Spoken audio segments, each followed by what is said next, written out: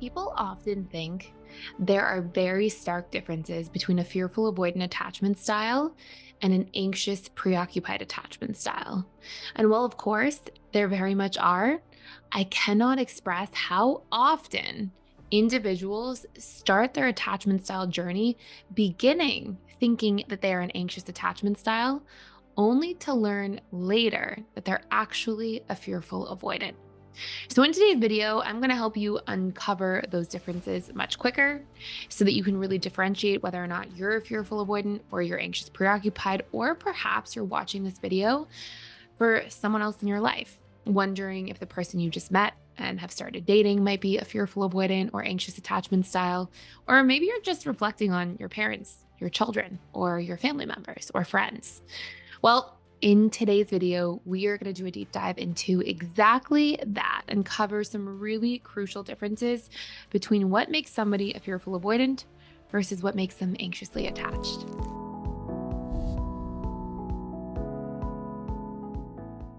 So I'm going to start by running through some of what's actually in our program for how to recognize different attachment styles based on integrated attachment theory, which basically covers not just how to recognize the crucial components of each style, but also how to heal and change your attachment style to become secure in the shortest period of time possible.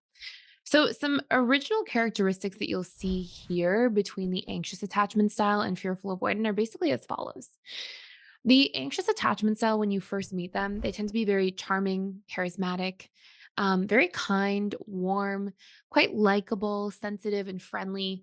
And they tend to move very quickly in relationships of any kind and prioritize their relationships and social interactions in their life. And you'll start to see some of the crucial differences here as we run through these major features, where we're going to talk about the different wounds and fears, the needs. We'll talk a little bit about the boundaries of these different attachment styles and behavioral patterns so you can really recognize the differences. Now, when it comes to the fearful avoidant attachment style, they tend to be very present when you first meet them, quite hypervigilant, also quite charming and likable, very generous in close relationships. And as you get to know them further, you may find that they're a little more intense than you originally planned or imagined they were. And they tend to be quite hot and cold in relationships and even suspicious as time goes on. Now, if we go back to anxious preoccupieds, these are some of the big core wounds or fears that they carry in relationships. And this is honestly where a lot of times people often think that they are anxious and then come to find later that there might be more to their attachment style. Anxious attachment styles have huge fears around being abandoned and also assume that if they're abandoned, then they are going to be unsafe. They fear being alone, not good enough, rejected, unloved, excluded, and disliked. Big, big exclusion and disliked core wounds. Fearful avoidance, on the other hand, they share in the anxious attachment side of the core wounds. They also fear abandonment. They can fear being not good enough. But they tend to also carry a lot of the dismissive avoidant core wounds. So you'll see here that they share in the core wounds of dismissive avoidance around fearing being weak if they're too vulnerable, being trapped, helpless, or powerless. And they tend to fear being unsafe, which is actually shared across all insecure attachment styles. Most fearful avoidants, if you ask them, they won't say that they feel unsafe. You'll see it in their behavior because if you have really strong fight or flight responses, if you have strong and consistent freeze or fawn responses, these things come from a core wound of first feeling, in the very least, emotionally unsafe. Now, fearful avoidance on top of this, they tend to fear being betrayed, seeming unworthy. You'll see this when they try to constantly earn their worth in relationships, and they fear seeming like a bad person in some sort of way. So hopefully so far you're starting to see some of these kind of unique differences, but there's a lot more left here to dive into. So beyond that, some of the other major emotional tendencies you'll see for anxious preoccupieds is the most strong and consistent emotions they'll experience on the negative side are sadness, loneliness, insecurity, being afraid, anxious, worried, and sometimes feeling feelings of desperation or even regret. Now, when it comes to the fearful avoidant attachment style here, what you'll see is that their big emotions generally tend to stay around being angry, hurt, frustrated, overwhelmed, pressured, and then also struggling with feelings of guilt and shame. And, some very honorable mentions to feeling anxious or offended. So you'll start to see like the actual emotion somebody expresses. These become very big differentiating factors. Now, there's two huge differentiating factors left, and particularly the last one we're going to go through tends to really make a big impact in determining what somebody's attachment style is. It's arguably like the defining feature. But before I go into that, I just want to let you know if you do want to do a deeper dive, not just into attachment styles, but also how to become securely attached and change your attachment style, or how to have a really improved quality of relationship with somebody of a different attachment style, you can check out our secure attachment programs fully for free, just for a limited time. It's Mental Health Month for May. So we run a full 14-day free trial to our entire platform and school. And you can check it out down below in using the link just for a limited time. Now, going back to the needs here, anxious preoccupied needs in relationships, they tend to really need love, intimacy, closeness, and connection. They tend to need validation, reassurance, approval, and importance. And they need a lot of certainty, consistency. They want to feel seen, heard, understood, and that you're present. And they value inclusion, community, collaboration, and teamwork, in particular in their friendships. Fearful avoidance, on the other hand, they tend to really value emotional depth, passion. They really need for a relationship to function a lot of trust, presence, safety.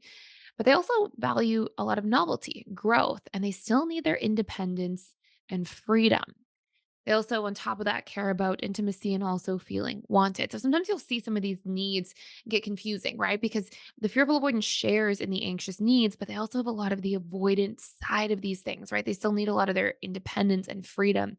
And what's really interesting here is before we go into the defining factor of what really makes the difference between anxious and fearful avoidance, part of why fearful avoidance tend to get confused and think that they're anxious at first is because our anxious side of the attachment style is so much louder, right? When you're numbing or you're avoiding or suppressing your feelings, it's very quiet. You're disconnected from that experience more because you're literally going out of your way to suppress. But when you're feeling anxious and panicked, that's very loud and clear. We really feel that. And so it's very common for fearful avoidance to often start by thinking they're anxious. And then as they learn more about themselves and their attachment style, they start seeing, wait, but I can be really hot and cold. And I can have a lot of these push pull patterns in relationships. And in fact, sometimes I need to push people away and really carve out space and time for my freedom and independence and autonomy. But arguably, the thing that really differentiates the two the most is that fearful avoidant attachment styles, they tend to behave where they will both activate and deactivate. Anxious attachment styles in a conflict, they will spend most of their time activating, trying to get close, trying to maintain proximity in, around, or right after a conflict. They don't want the conflict to pull the relationship apart. But what you'll see is fearful avoidance can actually really stonewall and push back. They can actually go out of their way to push somebody away or deactivate after a conflict. So, fearful avoidance will tend to have more of an even spread between the times that they activate or try to get closer versus deactivate and try to push somebody away. And you'll see they have these other behavioral coping mechanisms here around testing or stonewalling, expressing emotional volatility, having creature comforts, or numbing out. Whereas anxious preoccupieds tend to spend a lot of time trying to win validation, maintain proximity, bring somebody closer, gain certainty. And obviously, all of these things are very much related to activation. The last thing I'll just say here, too, is fearful avoidance tend to be without boundaries, just like anxious preoccupieds, who are literally boundaryless the vast majority of the time through and through. Fearful avoidance will be boundaryless temporarily until they reach a critical threshold where they get frustrated or resentful enough and then become very intense about suddenly setting their boundaries instead. So, these are some of the crucial differences between anxious preoccupied and fearful avoidance. I hope this was helpful for you today to understand more about yourself or people in your life. And again, if you want to do a deeper dive into healing your attachment style and becoming securely attached, literally for free, there is a 14-day free trial down below. Thank you so much for watching and stopping by. I hope you enjoyed this video. Please like, share, and subscribe, and I will see you in the next one.